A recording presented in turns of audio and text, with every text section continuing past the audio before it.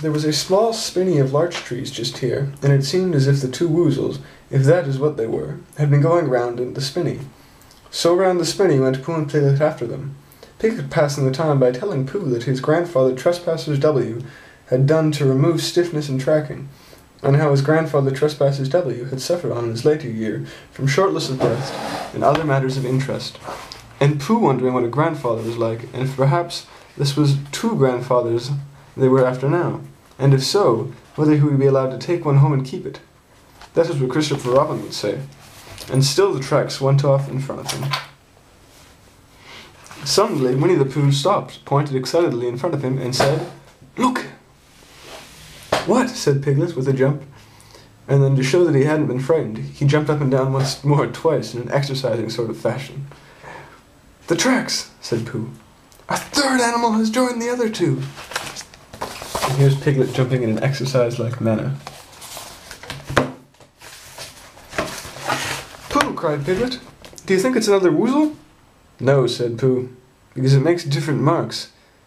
It is either two woozles and one, or it might be wizzle or two, as it might be wizzles and one, if it is so, woozle.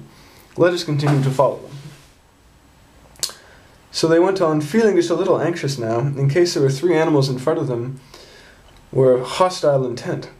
And Piglet wished very much that Grandfather T.W. were there, instead of elsewhere, and Pooh thought how nice it would be if they met Christopher Robin suddenly, but quite accidentally, and only because he liked Christopher Robin so much.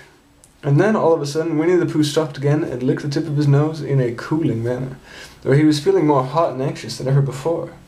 There were four animals in front of them. Do you see, Piglet? Look at the tracks. The three, as it were, woozles, and one of them, as it was, wizzle. Another woozle has joined them. And so it seemed to be. There were the tracks crossing over each other here, getting muddled up with every other there, but quite plainly every now and then the tracks of four sets of paws. "I think," said Piglet, when he had licked the tip of his nose too, and found that it brought him very little comfort, "I think I just remembered something.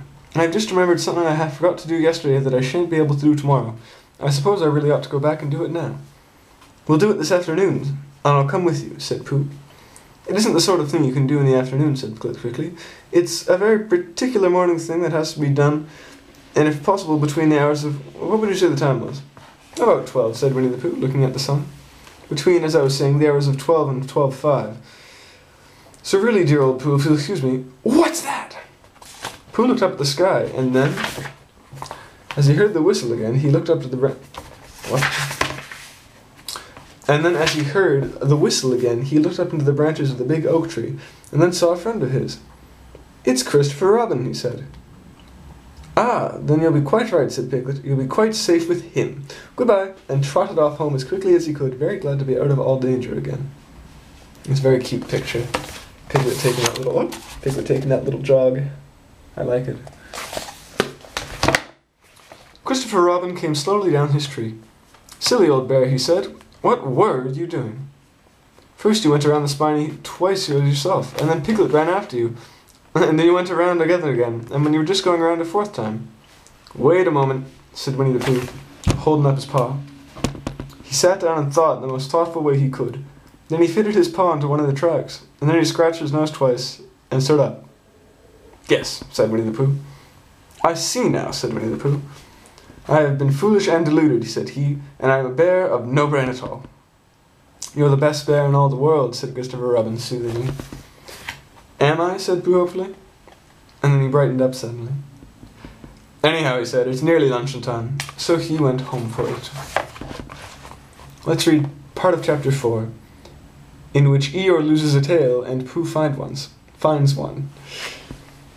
The old grey donkey, Eeyore, stood by himself in a thistly corner of the forest, and his front feet well apart, his head on one side, and thought to himself things. Sometimes he thought sadly to himself, "Why?" And sometimes he thought, "Wherefore?" And sometimes he thought, "Inasmuch as which?" And sometimes he didn't quite know what he was thinking about. So when Winnie the Pooh came stumping along, Eeyore was very glad to be able to stop thinking for a little while, in order to say, "How do you do?" Oh, in a gloomy manner. "How do you do?" In a gloomy manner to him. "And how are you?" said Winnie the Pooh. Eeyore shook his head from side to side. Not very how, he said.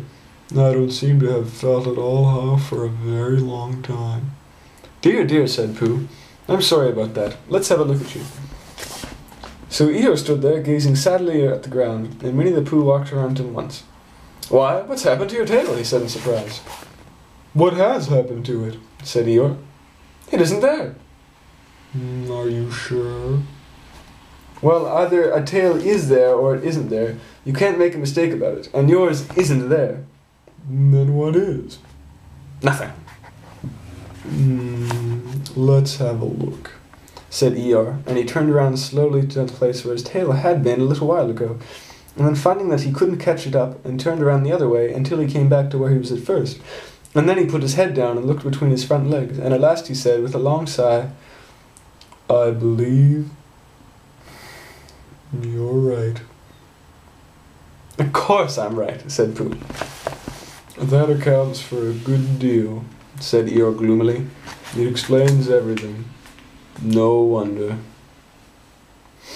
You must have left it somewhere, said Winnie the Pooh. Somebody must have taken it, said Eeyore. How like them, he added after a long silence. Pooh felt that he ought to say something helpful about it, but he didn't quite know what, so he decided to do something helpful instead. Eeyore, he said solemnly, I, Winnie the Pooh, will find your tail for you. Thank you, Pooh, answered Eeyore. You're a real friend, he said. Not like some, said he. So Winnie the Pooh went off to find Eeyore's tail. Alright, love. We'll continue on from there later. These chapters are all in hands, and I apologize for that. But I love you dearly. Sleep well, keep calm. Find a llama, carry on, and I'll talk to you soon. I love you dearly, Christy, and miss you terribly. Good night.